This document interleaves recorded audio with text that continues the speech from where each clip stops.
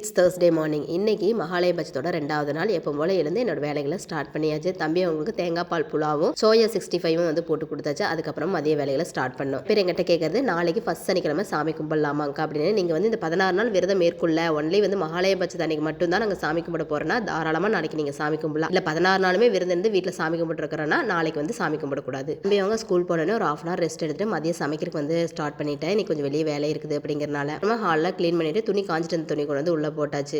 என்னென்னலாம் செஞ்சிருந்தேன் அப்படின்னு பார்த்தீங்கன்னா, ரசம், முள்ளங்கி சாம்பார், வெண்டைக்காய் வறுவல் வந்து செஞ்சுருந்தேன். நான் இன்ஸ்டா பேஜில் கொஞ்சம் வந்து ஆரி ஒர்க் ப்ளவுஸ் வந்து வாங்கியிருந்தேன். நான் வந்து திடீர்னு வந்து ஏதாச்சும் வேணும்னு சொன்னால் இந்த மாதிரி வந்து வாங்கிக்கலாம். ரேட் வந்து அஃபோர்டபுளாக இருந்துச்சு. முருகன் டிசைன்ஸ் அப்படிங்கிற பேஜில் தான் வந்து ரிவ்யூக்காக அனுப்பியிருந்தாங்க. உங்களுக்கு வேணும்னா அந்த பேஜ் போய் செக் பண்ணி பாருங்கள். சூப்பராக இருக்குது. பேஜ் டீட்டெயில் கமெண்ட்டில் கொடுக்குறேன். அப்புறம் ஒரு 12:30க்கு மேலே நாங்கள் சாமியை கும்பிட்டு அப்படியே வந்து சாப்பிட ஆரம்பிச்சாச்சு. 10:20 அப்படிங்கிறப்பெல்லாம் காலையில் என்னோட வேலை எல்லாத்தையுமே முடிச்சிட்டேன். நாளைக்கு ஒரு வீடியோவில் பார்க்கலாம். இந்த வீடியோ பிடிச்சிருந்தா மறக்காமல் ஷேர் பண்ணுங்கள்.